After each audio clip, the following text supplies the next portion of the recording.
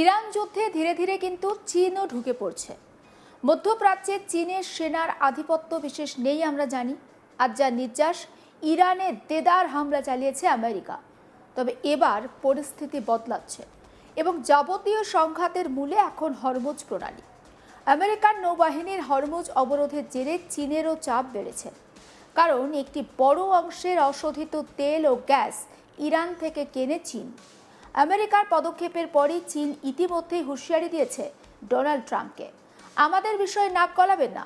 ফলে চীন ও আমেরিকাও এখন মুখোমুখি। মধ্যপ্রাচ্যের আকাশে যুদ্ধের কালো মেঘ আরও ঘন হচ্ছে। সংঘাতের আগুনে জ্বলছে ইরান, আর সেই আগুনে এখন ধীরে ধীরে জড়িয়ে পড়ছে আর এক পরাশক্তি, চীন। পরিস্থিতি এমন এক মোড়ে এসে দাঁড়িয়েছে যেখানে এই সংঘাত আর শুধুমাত্র আমেরিকা বনাম ইরানে নেই, বরং তা রূপ নিচ্ছে বৃহত্তর শক্তির লড়াইয়ে। আর সেই উত্তেজনার কেন্দ্রবিন্দু বিশ্বের অন্যতম গুরুত্বপূর্ণ সামুদ্রিক পথ হরমুজ প্রণালী। হরমুজ প্রণালী শুধুমাত্র একটি জলপথ নয়, এটি এমন একটি কৌশলগত করিডর যার উপর নির্ভর করে বিশ্বের বিশাল জ্বালানির একটা অংশ। প্রত্যেক দিন লক্ষ লক্ষ ব্যারেল অপরিশোধিত তেল এই পথ দিয়ে বিশ্বের বিভিন্ন প্রান্তে পৌঁছায়। আর এই পথ নিয়ন্ত্রণে রাখার লড়াইটা আজকের এই সংঘাতকে আরও জটিল করে তুলছে। ইরানের ওপর আমেরিকার ধারাবাহিক চাপ এবং সামরিক পদক্ষেপ নতুন কিছু নয়। গত কয়েক বছরে একাধিকবার ইরানের বিরুদ্ধে কড়া অবস্থান নিয়েছে ওয়াশিংটন। কিন্তু এবার পরিস্থিতি আলাদা, কারণ এই সংঘাতে সরাসরি বা পরোক্ষভাবে জড়িয়ে পড়েছে চীন, যে দেশটি ইরানের অন্যতম বৃহৎ তেল ক্রেতা। সূত্র বলছে, আমেরিকার নৌবাহিনী হরমুজ প্রণালীতে কার্যত এক ধরনের অবরোধ তৈরি করেছে। ফলে ইরান থেকে বের হওয়া একাধিক তেলের ট্যাঙ্কার আটকে যাচ্ছে। মঙ্গলবার এমনই একটি ঘটনায় চীনের একটি তৈলবাহী জাহাজ ইরানের বন্দর ছাড়তে পারেনি। এই ঘটনাই পরিস্থিতিকে আরও বিস্ফোরক করে তুলেছে। কারণটা স্পষ্ট, ইরানের তেলের উপর ব্যাপকভাবে নির্ভরশীল চীন। অনুমান করা হচ্ছে ইরান থেকে রপ্তানিকৃত তেলের প্রায় ৮০ থেকে ৯০% যায় চীনে। ফলে এই সরবরাহ বন্ধ হয়ে গেলে চীনের জ্বালানি নিরাপত্তা একেবারে সরাসরি হুমকির মুখে পড়বে। আর সে কারণেই বেজিংয়ের প্রতিক্রিয়া এতটা তীব্র। চীনা বিদেশ মন্ত্রক ইতিমধ্যেই আমেরিকার এই পদক্ষেপকে বিপজ্জনক, দায়িত্বজ্ঞানহীন বলে আখ্যা দিয়েছে।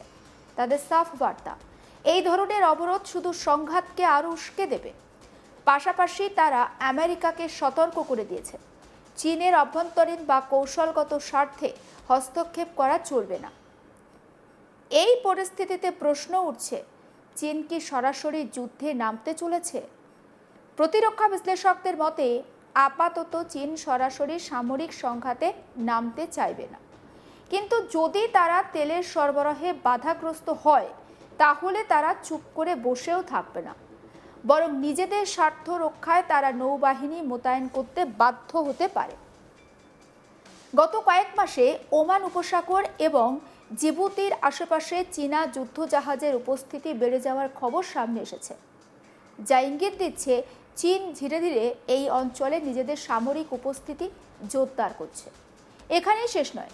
আমেরিকার গোয়েন্দা সূত্রে দাবি, চীন গোপনে ইরানকে উন্নত আকাশ প্রতিরক্ষা ব্যবস্থা এবং অন্যান্য সামরিক সরঞ্জাম সরবরাহ করছে। যদিও এই দাবি সরাসরি স্বীকার করেনি বেজিং, কিন্তু সম্প্রতি তেহরানে চীনা কার্গো বিমানের অবতরণ সেই জল্পনাকে আরও উস্কে দিয়েছে। এই পরিস্থিতিতে আমেরিকাও চুপ করে নেই। ডোনাল্ড ট্রাম্প স্পষ্ট হুঁশিয়ারি দিয়েছেন, চীন যদি ইরানকে সামরিক সাহায্য দেওয়া বন্ধ না করে, তাহলে চীনা পণ্যের ওপর 50% শুল্ক চাপানো হবে। অর্থাৎ এই সংঘাত শুধু সামরিক নয়, অর্থনৈতিক দিক থেকেও ক্রমশ তীব্র হচ্ছে। আন্তর্জাতিক সম্পর্ক বিশেষজ্ঞদের মতে এটি একটি মাল্টি ডোমেইন কনফ্লিক্ট, যেখানে সামরিক, অর্থনৈতিক এবং কৌশলগত তিনটি ক্ষেত্রেই লড়াই চলছে। একদিকে আমেরিকা তার নৌবাহিনী দিয়ে হরমুজে নিয়ন্ত্রণ প্রতিষ্ঠা করতে চাইছে। অন্যদিকে চীন অর্থনৈতিক চাপ এবং কৌশলগত অবস্থান ব্যবহার করে পাল্টা জবাব দিতে চাইছে। প্রতিরক্ষা বিশেষজ্ঞ সন্দীপ উল্লি খানের মতে, চীন শুধুমাত্র মধ্যপ্রাচ্যে সীমাবদ্ধ থাকবে না, তারা পাল্টা চাপ তৈরি করতে পারে তাইওয়ান প্রণালীতেও, যেখানে আমেরিকা বা তার মিত্র দেশগুলো জাহাজ চলাচলে বাধা সৃষ্টি করে নতুন করে উত্তেজনা তৈরি করতে পারে। যদি এমনটা হয় তাহলে এই সংঘাত একটি আঞ্চলিক যুদ্ধ থেকে সরাসরি আন্তর্জাতিক সংঘাতে রূপ নিতে পারে। এখানে একটা বিষয় উল্লেখযোগ্য, সামরিক শক্তির দিক থেকে চীন এবং আমেরিকা উভয়ই অত্যন্ত শক্তিশালী। চীনের নৌবাহিনী জাহাজের সংখ্যা বেশি হলেও আমেরিকার কাছে রয়েছে আধুনিক সাবমেরিন, উন্নত যুদ্ধ প্রযুক্তি এবং দীর্ঘদিনের যুদ্ধের অভিজ্ঞতা। ফলে সরাসরি সংঘাত হলে তা দীর্ঘমেয়াদী এবং অত্যন্ত বিধ্বংসী হতে পারে। আন্তর্জাতিক বিশ্লেষকরা বলছেন এই পরিস্থিতি অনেকটা ঠান্ডা যুদ্ধের মতো, যেখানে দুই পরাশক্তি সরাসরি যুদ্ধ না করে বিভিন্ন অঞ্চলে নিজেদের প্রভাব বিস্তার করেছে এবং একে অপরকে চাপে রাখছে। তবে হরমুজ প্রণালীর পরিস্থিতি যে কোনো সময় নিয়ন্ত্রণের বাইরে চলে যেতে পারে, কারণ এখানে প্রতিটি পদক্ষেপ অত্যন্ত সংবেদনশীল। একটি ভুল সিদ্ধান্ত বা একটি ছোট ঘটনা মুহূর্তের মধ্যে বড় সংঘর্ষে পরিণত হতে পারে। বিশ্ব অর্থনীতির ওপরেও এর প্রভাব পড়তে শুরু করেছে। তেলের দাম অস্থির হয়ে উঠছে, আন্তর্জাতিক বাজারে অনিশ্চয়তা বাড়ছে, কারণ যদি হরমুজ প্রণালী সম্পূর্ণভাবে অবরুদ্ধ হয়ে যায় তাহলে বিশ্বব্যাপী জ্বালানি সরবরাহ মারাত্মকভাবে ব্যাহত হবে। বিশেষজ্ঞদের মতে এই পরিস্থিতিতে সবচেয়ে বড় উদ্বেগের বিষয় হলো কূটনৈতিক সমাধানের সম্ভাবনা কমে যাচ্ছে। উভয় পক্ষই নিজেদের অবস্থানে অনড়, ফলে সংঘাতের পথই যেন একমাত্র বাস্তবতা হয়ে উঠেছে। আর এই মুহূর্তে প্রশ্ন একটাই, পরিস্থিতি কোথায় গিয়ে থামবে? আমেরিকা কি তাদের অবরোধ আরও কঠোর করবে? চীন কি সরাসরি নৌবাহিনী পাঠাবে? ইরান কি আরও আক্রমণের পদক্ষেপ নেবে? সমস্ত প্রশ্নের উত্তর এখনও অজানা। তবে এটুকু নিশ্চিত, হরমুজ প্রণালীর এই সংঘাত এখন শুধুমাত্র একটি আঞ্চলিক সমস্যা নয়, এটি পরিণত হয়েছে একটি বৈশ্বিক সংকটে।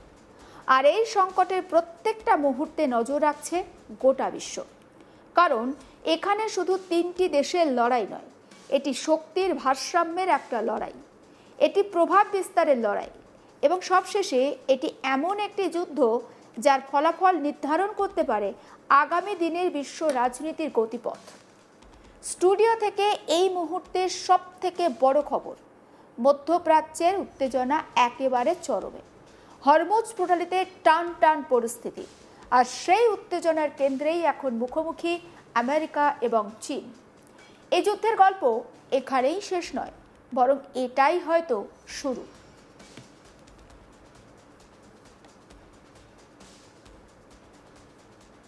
প্রত্যেকটা মুহূর্তের আপডেট পৌঁছে দেবো আপনাদের কাছে। নজর রাখুন আজ তাক বাংলায়, সাবস্ক্রাইব করতে ভুলবেন না।